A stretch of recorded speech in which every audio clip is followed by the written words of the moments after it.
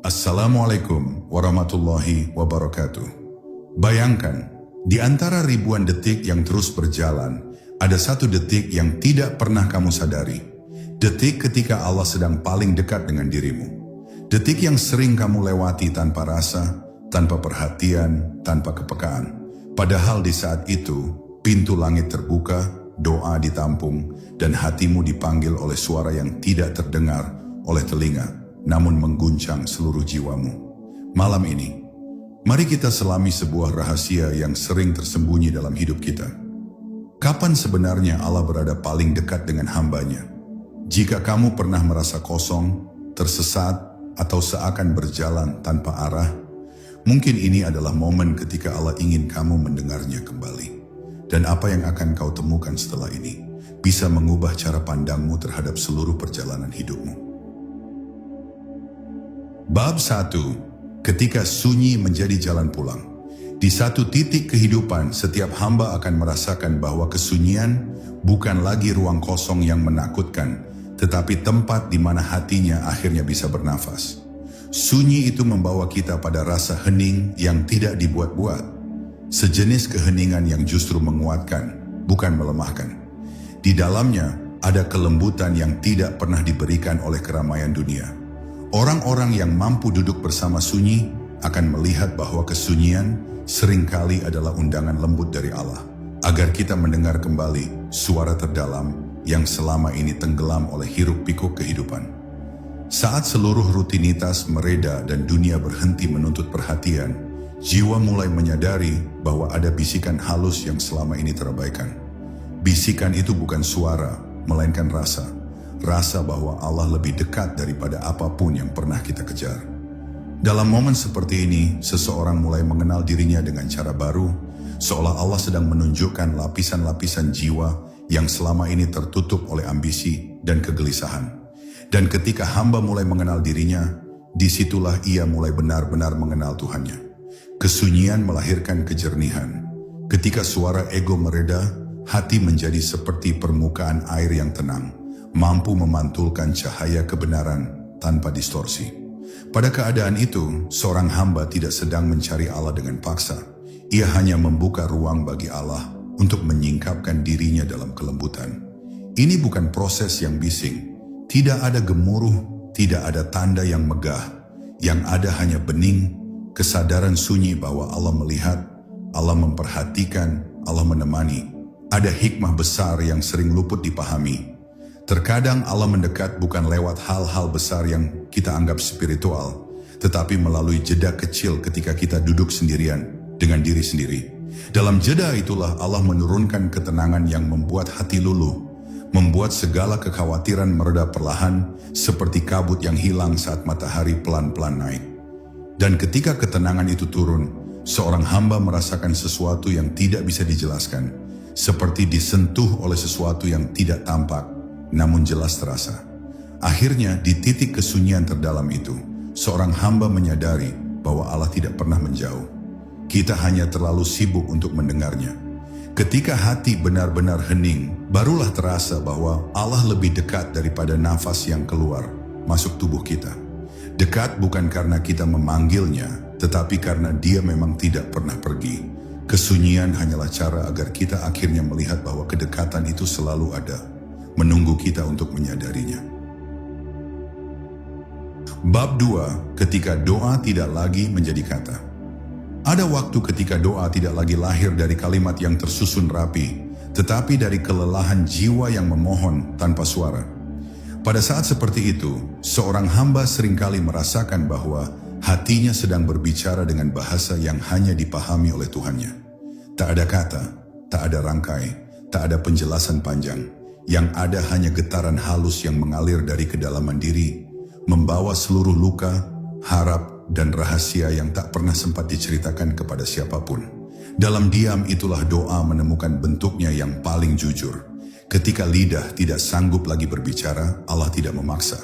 Bahkan, terkadang doa terbaik justru lahir dari jiwa yang sudah tidak mampu merangkai permintaan apapun. Hanya ada keheningan yang penuh makna, keheningan yang menjadi saksi bahwa seorang hamba sedang menyerahkan segalanya kepada Tuhannya.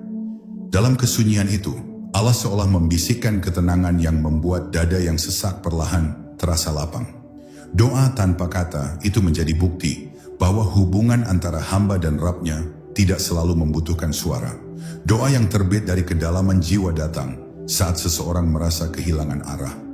Pada titik itu hati tidak lagi berbicara tentang apa yang diinginkan, tetapi tentang apa yang dibutuhkan. Ia tidak memohon kekuatan. Ia memohon untuk tak dibiarkan berjalan sendirian. Ia tidak meminta jawaban, ia meminta petunjuk. Dan dalam kerendahan hati yang murni itulah, seorang hamba justru merasakan kedekatan Allah dengan cara yang tidak mampu dijelaskan oleh kata-kata manusia. Ada getaran lembut yang tanpa suara apapun mengatakan, "Aku mendengarmu." Kadang manusia menyangka bahwa doa harus panjang, harus indah, harus penuh hafalan. Padahal yang paling menyentuh hati Allah adalah doa yang paling tulus, meski tanpa satu kata pun terucap. Doa itu muncul ketika seseorang duduk di tepi ranjang pada malam yang sunyi, atau menahan air mata di sudut ruangan, atau menatap langit sambil menahan beban yang tak sanggup dijelaskan. Semua itu adalah doa, doa yang tidak diatur oleh lisan, tetapi dipahat oleh rasa yang tulus. Dan ketika seorang hamba mengangkat doa tanpa suara itu kepada Allah, ia akan merasakan bahwa Tuhannya tidak menunggu kata-kata untuk memahami isi hatinya. Allah mendengar bahkan sebelum doa itu terbentuk. Allah memahami bahkan sebelum hamba itu sanggup menjelaskan. Inilah waktu ketika Allah paling dekat, saat seorang hamba terlalu lemah untuk berbicara, tetapi masih cukup kuat untuk berharap. Doanya mungkin bisu, tetapi kedekatannya nyaring dalam batin. Bab 3, detik gelap sebelum fajar. Ada momen yang tidak pernah gagal membuat manusia menundukkan kepalanya. Detik-detik gelap sebelum fajar. Pada waktu inilah dunia berada dalam keadaan paling sunyi, seolah seluruh makhluk sedang berhenti bernafas untuk memberi ruang kepada hamba-hamba yang ingin kembali kepada Tuhannya. Dalam kegelapan yang lembut itu, hati menemukan kesunyian yang tidak bisa ditemukan pada jam lain. Udara terasa lebih berat namun lebih jernih, dan jiwa seakan mengetahui bahwa ada sesuatu yang suci sedang turun mendekati bumi. Di waktu menjelang subuh itu, manusia berada di perbatasan antara tidur dan sadar. Pikiran belum sepenuhnya terjaga, tetapi hati sudah mulai membuka matanya. Pada keadaan ini doa terasa berbeda, lebih ringan, lebih jujur, lebih dalam. Tidak ada topeng, tidak ada kepura-puraan, tidak ada pencitraan spiritual. Yang ada hanyalah hamba dan Tuhannya. Seolah Allah ingin menunjukkan bahwa sebelum cahaya matahari menyentuh wajah manusia, ada cahaya lain yang lebih lembut yang menyentuh hati mereka. Detik gelap sebelum fajar memberi ruang bagi jiwa untuk mengakui semua yang tidak sanggup diutarakan pada siang hari. Ruang ini adalah karunia, tempat di mana tangis terdalam tidak terdengar oleh siapapun kecuali oleh Allah.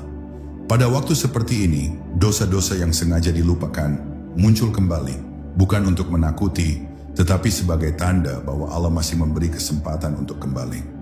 Dalam gelapnya malam, seseorang bisa merasakan cahaya ampunan yang turun tanpa suara, meresap perlahan, membersihkan luka-luka yang selama ini disimpan terlalu dalam. Saat itu pula pintu langit terasa lebih dekat, bukan karena Allah berpindah tempat, tetapi karena hati manusia lebih siap untuk mengetuk.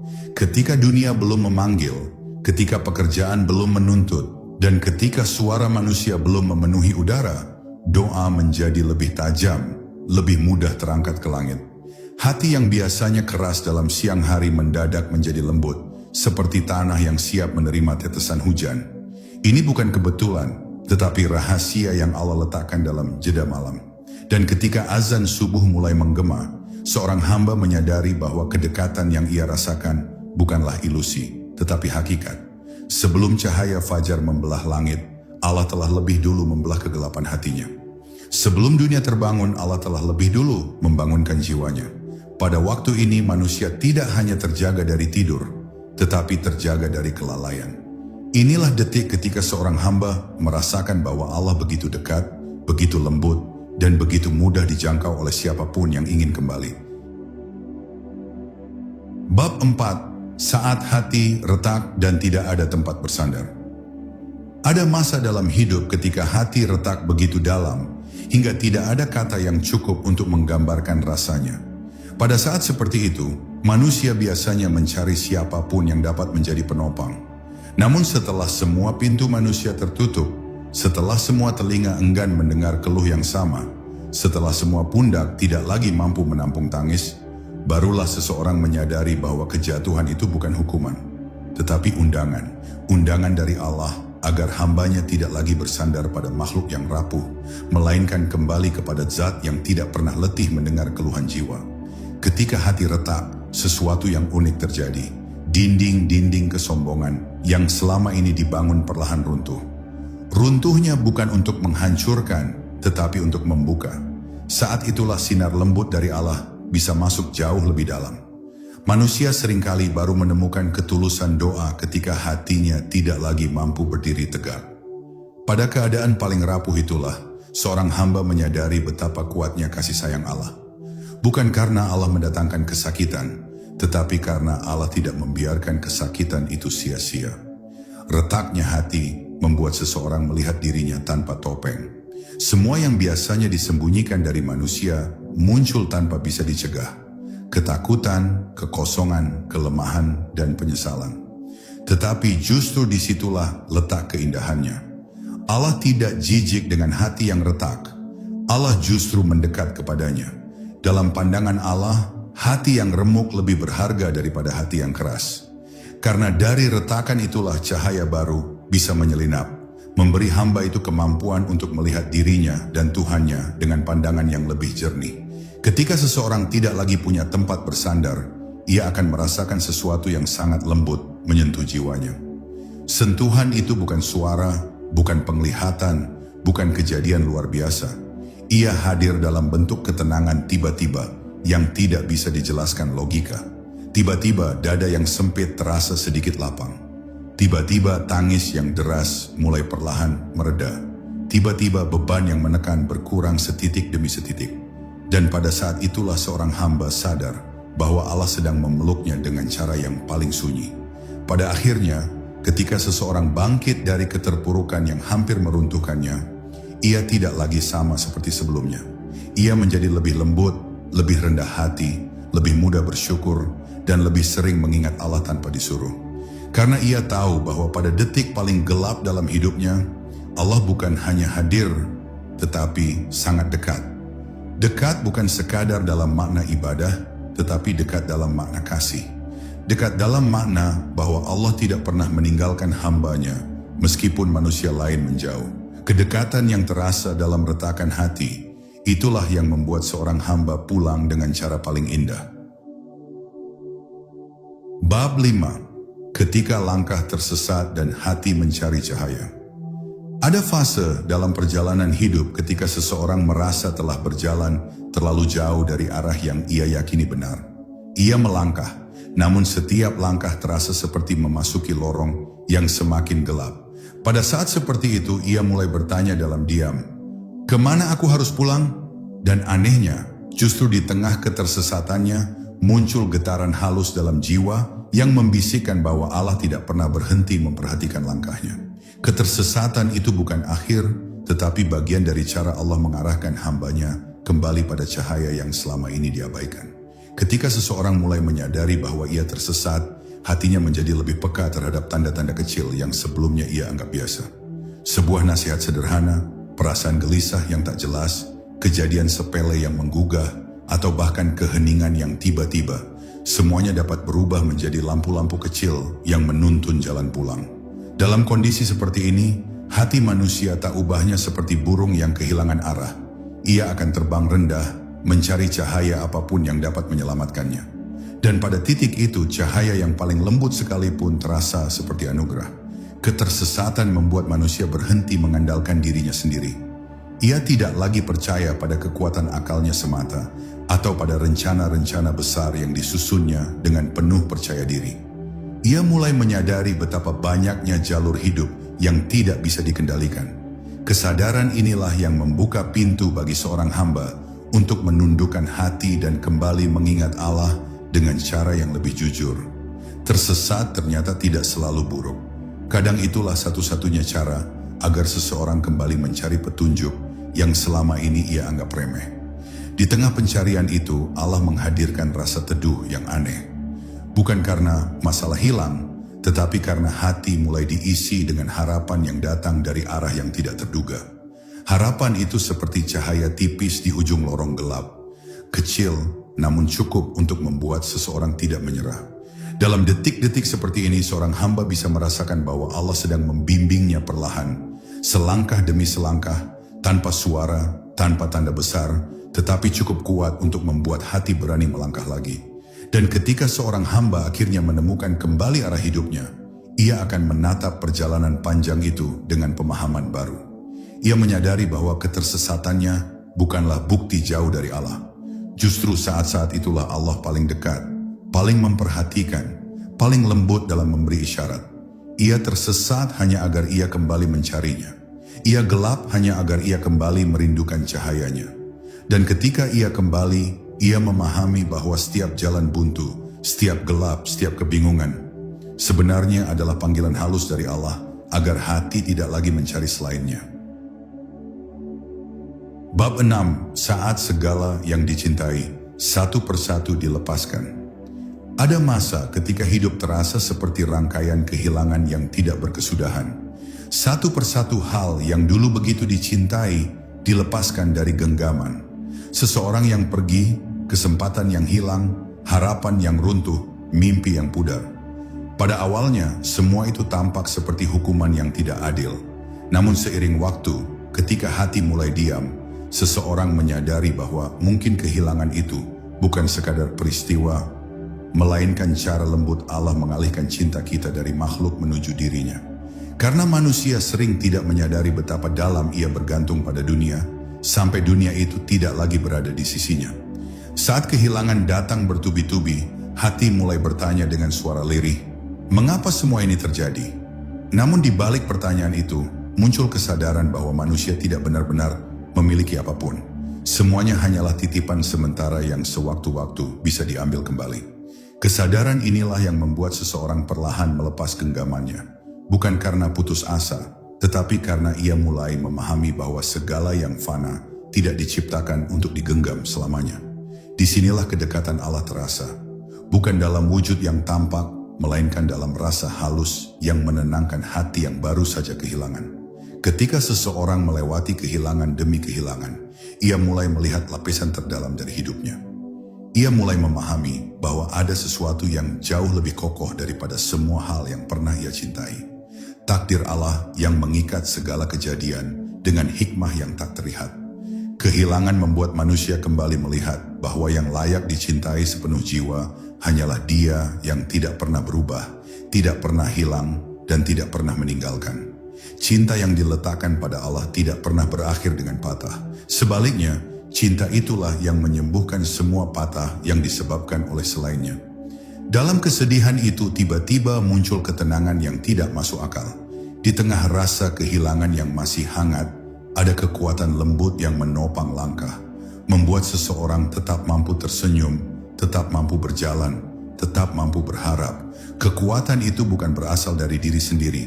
Ia datang dari tempat yang jauh lebih tinggi, dari Allah yang menggantikan apa yang hilang dengan sesuatu yang lebih berarti, kedekatan.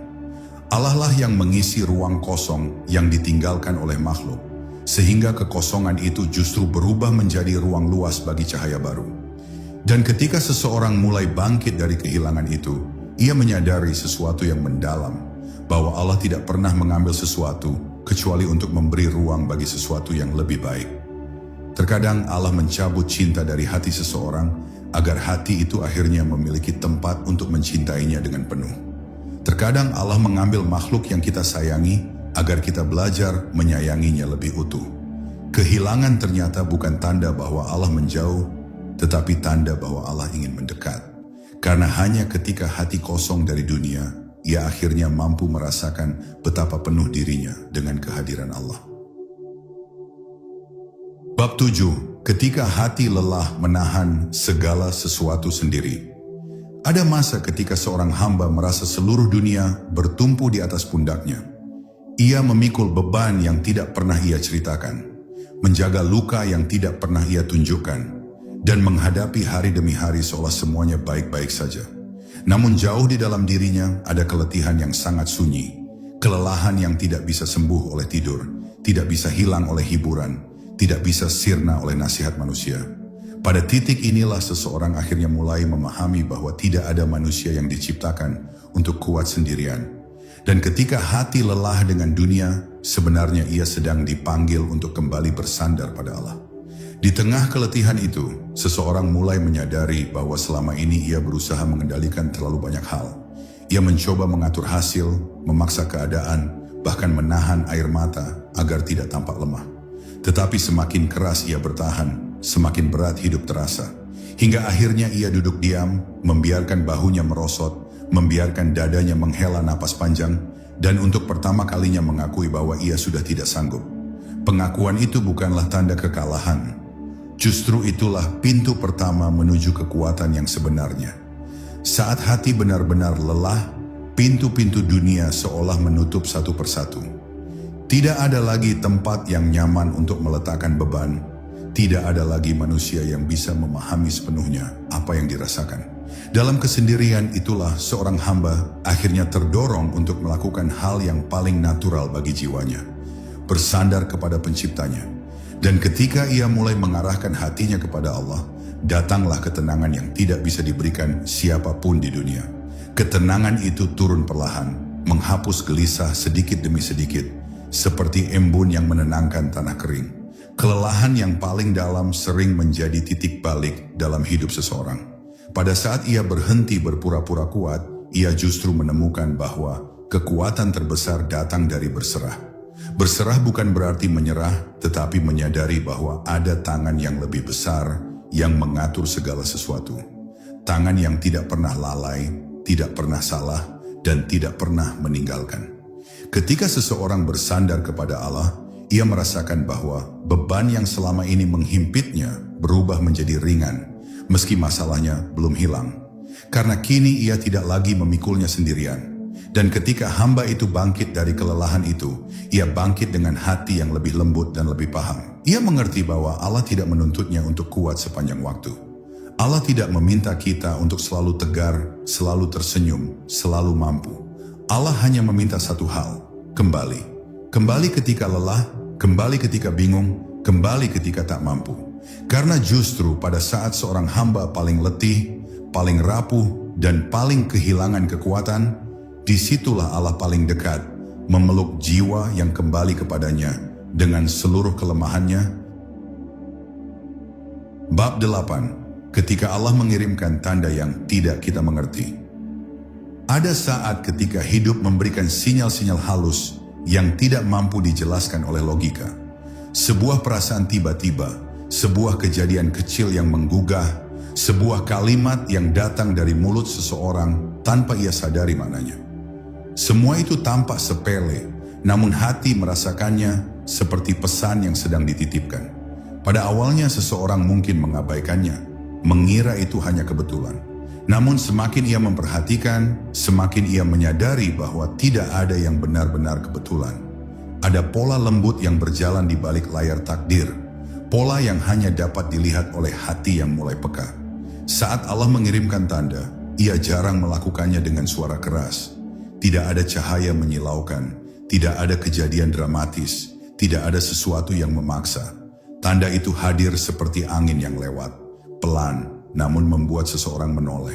Tanda itu muncul ketika seseorang mulai merasakan kegelisahan terhadap sesuatu yang dulu tampak biasa. Atau ketika hati tiba-tiba menjauh dari perkara yang dulunya ia kejar mati-matian. Dalam semua itu, Allah seperti sedang berkata, arahmu bukan ke sana. Tetapi pesannya begitu lembut sehingga hanya hati yang hening yang mampu menangkapnya. Ada kalanya tanda itu hadir dalam bentuk kehilangan, kegagalan, atau jalan buntu yang berulang. Dan meski menyakitkan, semuanya punya tujuan. Allah tidak sedang menghancurkan hidup seseorang. Ia hanya sedang memindahkan hamba itu dari jalan yang salah menuju jalan yang lebih benar.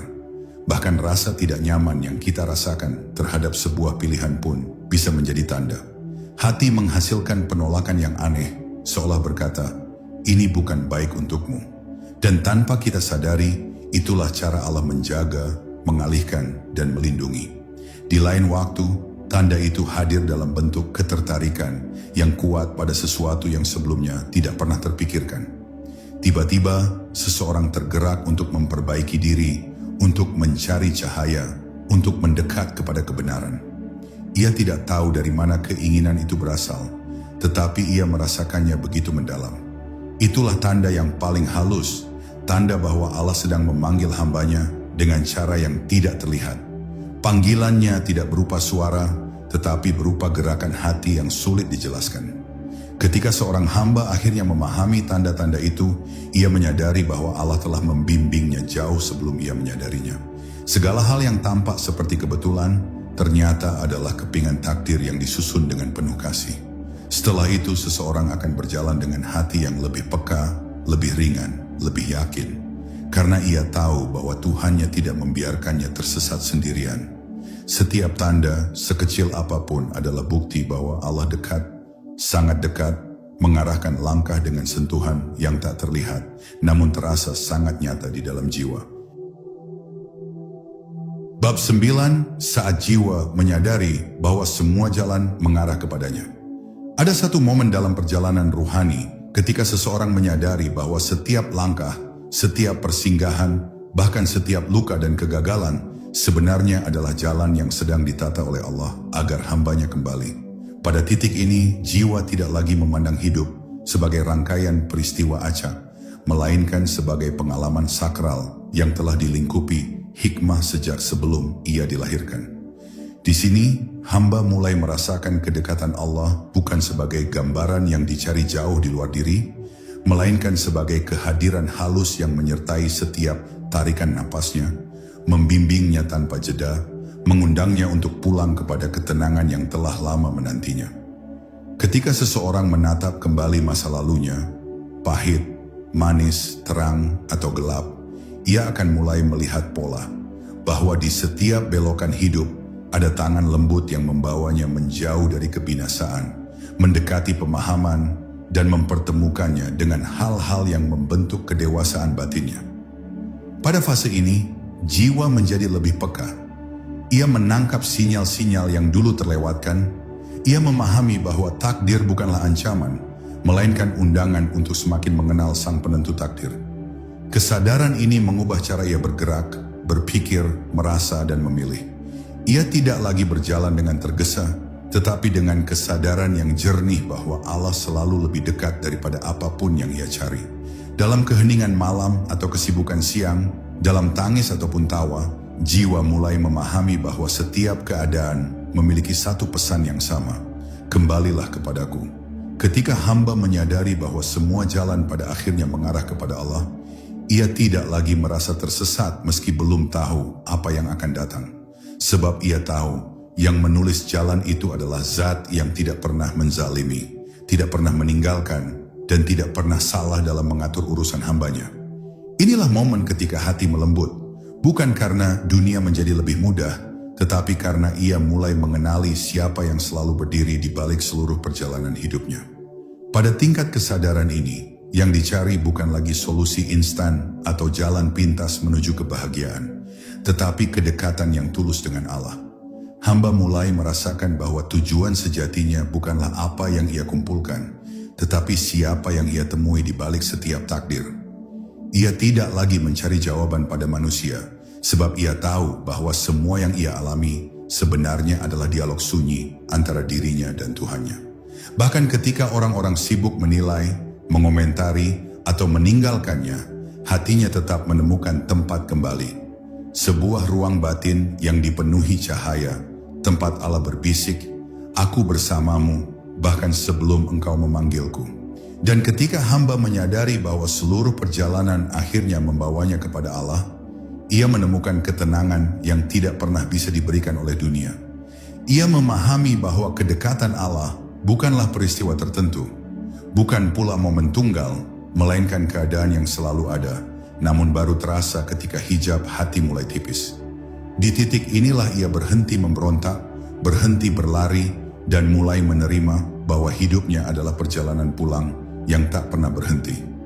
Allah dekat, bukan hanya saat ia bersujud, bukan hanya saat ia menangis, Tetapi setiap saat ketika ia berusaha memahami bahwa seluruh jalan, bahkan yang paling gelap sekalipun, ternyata telah diarahkan menuju cahayanya.